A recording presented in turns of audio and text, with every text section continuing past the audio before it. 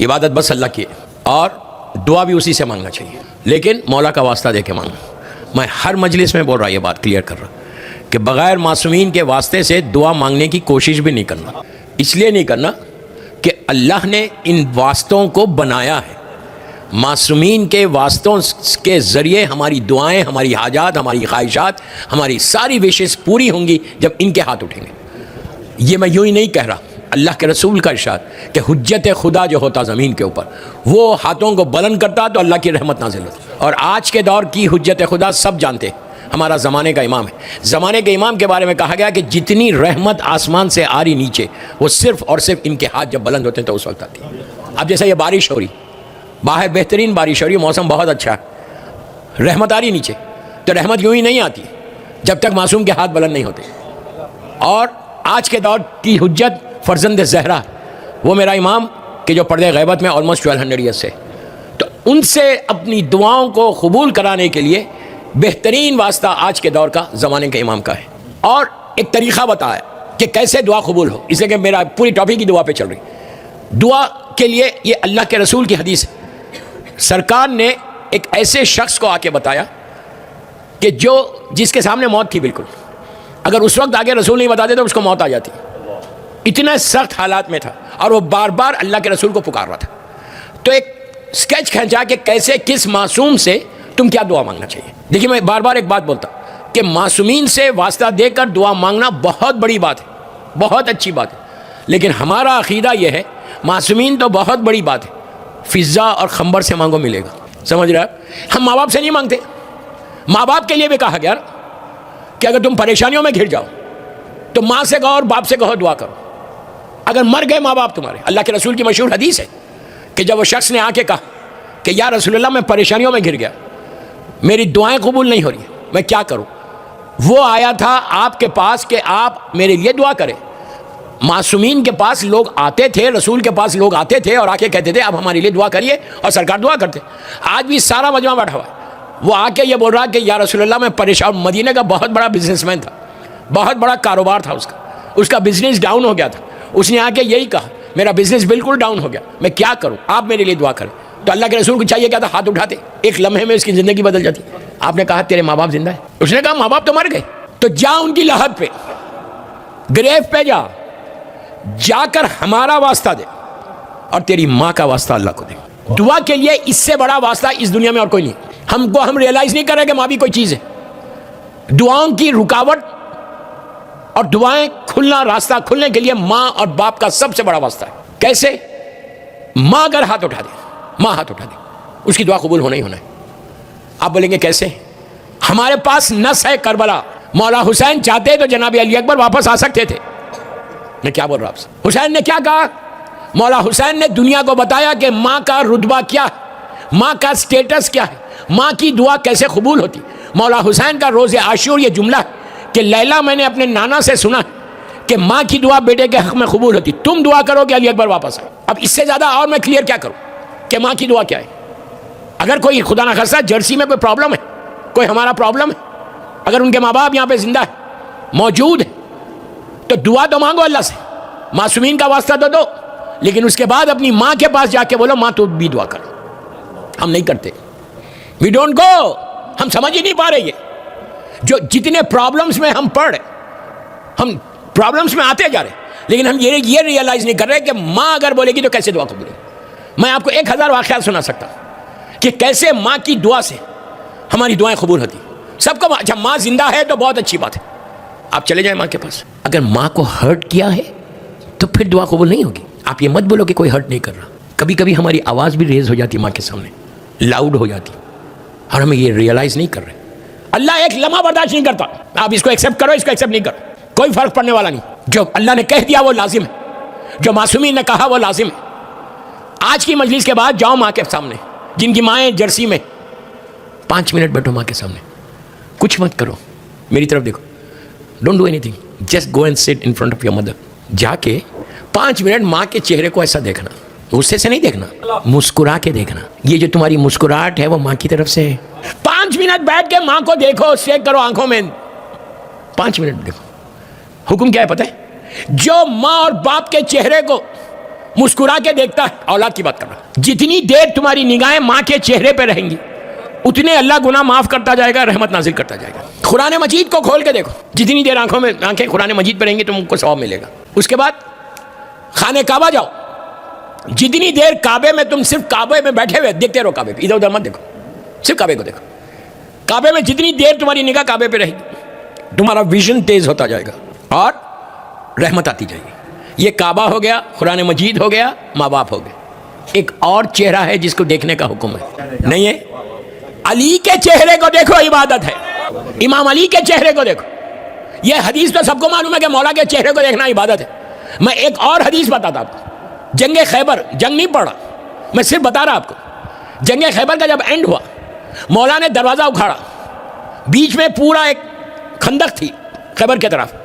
علی نے کیا کیا, دروازے کو اٹھایا, ایک ڈور کو اپنے ہاتھ پہ ایسے لیا, لے کے مسلمانوں کے لشکر سے کہا کہ تم یہ خندق کو کراس کر کے اندر خیبر میں جانا چاہتے. تو سارا لشکر اسلام کا وہ دروازے پہ سے کراس, ایک برج بنا دیا تھا, ایک برج بنا کے اپنے ہاتھ میں خیبر کا دروازہ لیا تھا اور کہا تھا کہ کراس کر, پلیز غور سے سنو, کراس کرو.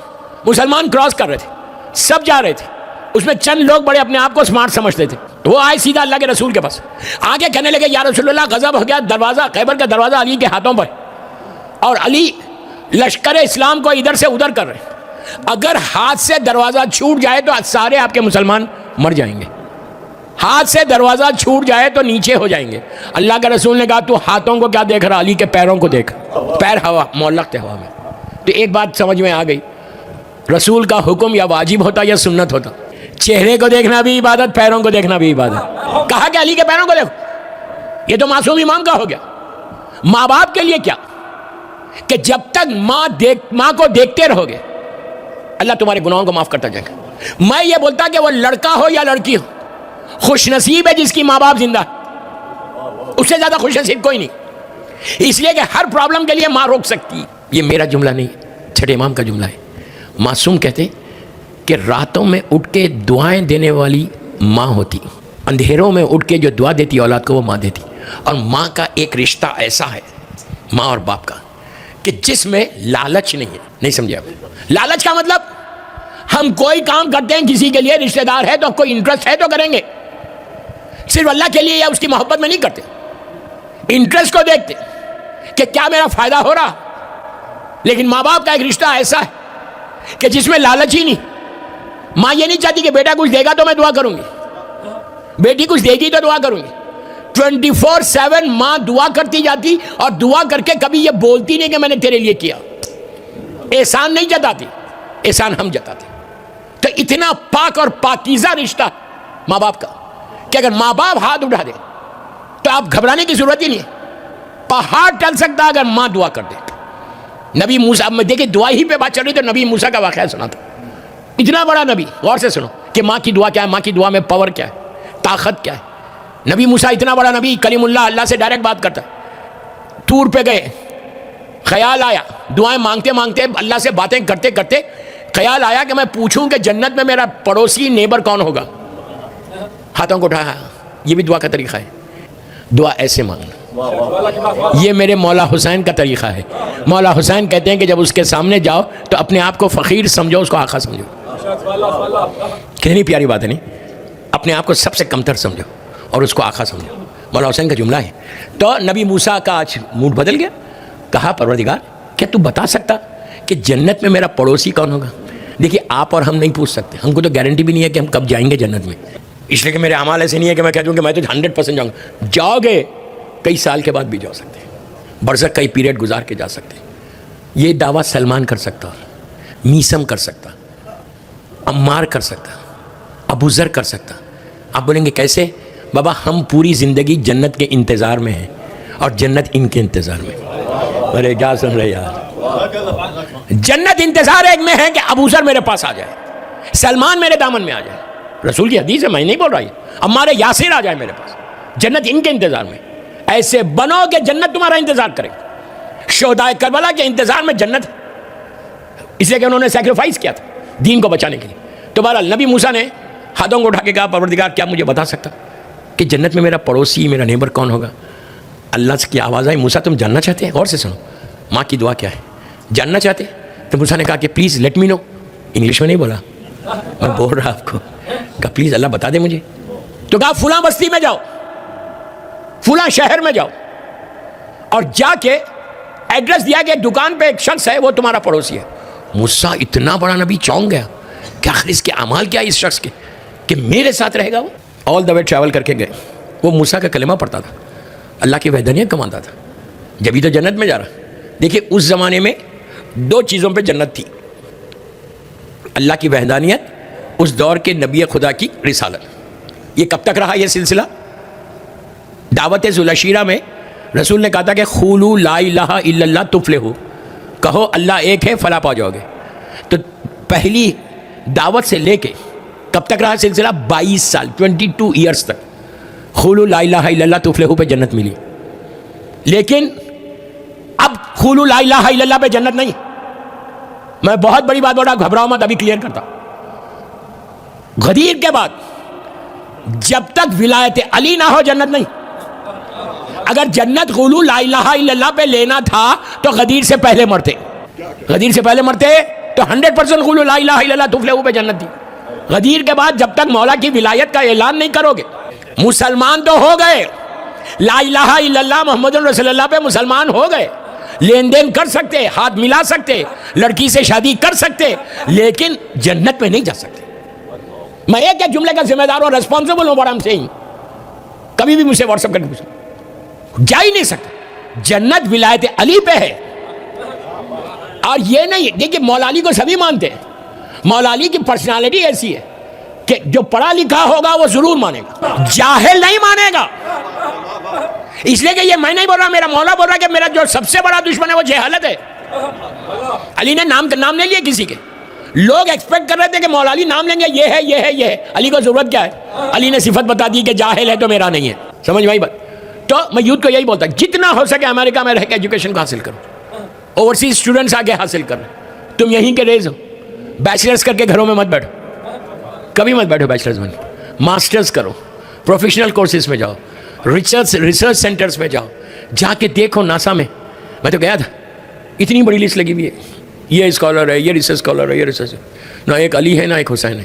Very sad, very sad. بیٹھے ہوئے ہو نا تم، آج یوتھ زیادہ دکھ رہا ہے اس لیے بول رہا ہوں. مت کرو، بیچلرز کر کے گھروں میں مت بیٹھو، جابس پہ مت جاؤ. امام علی اپنے شیعہ کو یہاں دیکھنا چاہتا. ہمیشہ میں یوتھ کو بول رہا، لڑکے لڑکیوں کو یہ ٹارگیٹ رکھنا کہ میں اس کمپنی کا CEO بنوں گا، میں اس کمپنی کا پریزیڈنٹ بنوں گا. جتنا یہ حاصل کرو گے، بڑے پوزیشن پہ جاؤ گے تو تم پروپوگیٹ کر سکتے ٹیچنگز آف امام علی کو، جو تمہاری ذمہ داری ہے ہائر اوکلٹیشن میں. ہائر اوکلٹیشن میں شیعت کی ذمہ داری ہے کہ جتنا ہو سکے پروپوگیٹ کرو ٹیچنگز آف امام علی کو، ٹیچنگز آف معصومین کو. اگر نہیں کرو گے تو تم اپنی ریسپانسبلٹی پوری نہیں کر رہے. امریکہ میں ماشاءاللہ باہر سے لوگ آگے پڑھ، دوسرے کمیونٹی کے لوگ پڑھے، جو پڑھ رہا اچھا کر رہا. ہم کیا کر رہے ہیں؟ کیوں نہیں اپنے آپ کو ایسے بناتے کہ امام علی بولے کہ شیعہ میرا شیعہ، یہ میرا شیعہ. اور علم آئے گا تو ذہن کھلے گا، علم آئے گا روشنی ہوگی، ویژن کھلے گا، نور آئے گا، دوسروں کے لیے تم کام کر سکتے جتنا علم کو حاصل کرو گے. میں اپنی یوتھ کو یہی بول رہا ہوں، جرسی میں آستانِ زہرا میں میری آخری مجلس ٹرپ کی، کہ جب تک تم حاصل نہیں کرو گے کوئی فائدہ نہیں ہے دوستوں. یہ زندگی ہماری ایسی گزر جائے گی، کوئی پوچھنے والا بھی نہیں رہے گا. اگر تم علم کو حاصل کر لو گے تو تم کہاں سے کہاں پہنچ سکتے. اور ہر لڑکے کو لڑکی کو پڑھنا چاہیے، اچھا پڑھنا چاہیے. بیچلرس تو سبھی کرتے، اس لیے کہ یہاں اتنا کمپلسری کہ اسکول تو جانا ہی جانا ہے، سبھی جا رہے. لیکن خالی اسکولنگ کر کے گھروں میں مت بیٹھو. اور ایک بات بولو، جتنا پڑھو گے تمہارا رشتہ بھی اچھا آئے گا. کوشش کرو کہ بہترین، اور اس لیے کہ اگر آج سے شروع کیا تم نے ٹارگیٹ کیا کہ مجھے ریسرچ اسکالر بننا، اور بننا معلوم کرو کہ اسپیس میں اور کیا کیا چیزیں، نئی نئی چیزوں کو انویٹ کرو. اس کے بعد دیکھو کہ تمہارا نام کہاں سے کہاں جائے گا. کتنا اچھا لگے گا اگر لکھا ہوا ہے علی حسین مثال کی طرح. ایسا اور نام بھی معصومین پہ رکھو. ماڈرن نیمز کے چکروں میں مت پڑو، ڈراماز کے نام مت رکھو. میں کچھ بول رہا، ہم امپریس ہو گئے کہ یہ ڈرامے میں یہ نام، یہ کیریکٹر سب سے اچھا تھا. اپنی بیٹی کا نام تو یہی رکھو گے، بابا وہی اثرات آ جائیں گے. نام کا بہت فرق پڑتا. بہترین ناموں میں معصومین کے نام، اس سے بڑے کوئی نام ہی نہیں ہے، اس سے اچھے کوئی نام ہی نہیں. یہ تمہارا بلیو ہونا چاہیے. لڑکیوں کو بول رہا کہ دعا کرو کہ ایسا نام چنو. اولاد کے لیے بولا گیا, مجھے 4 دن سے بولے جا رہے کہ اولاد کے لیے دعا دو. اولاد کے لیے بتاؤں کیا نام رکھو گے؟ بیٹی ہوگی تو کیا رکھو گے, بیٹا ہوگا تو کیا رکھو گے؟ نیت کرو, دیکھو بیٹی بھی ہوتی بیٹا بھی ہوتا. صرف آپ کی نیت کے اوپر ہے, آپ کی دعا کے اوپر ہے. اگر تم یہ نیت کرو گے تو 100% اللہ اولاد دیتا. وہ اتنا کریم ہے, اتنا کریم ہے. اولاد کے لیے پہلے عمل بتاتا, پھر پلٹ کے نام بتاتا. نیت کرو یہ. اگر بیٹا چاہتے ہو, لڑکیوں کو بڑا اس کا پریشر ہے میرے اوپر 4 دن سے کہ اولاد کے لیے کوئی عمل بتاؤ.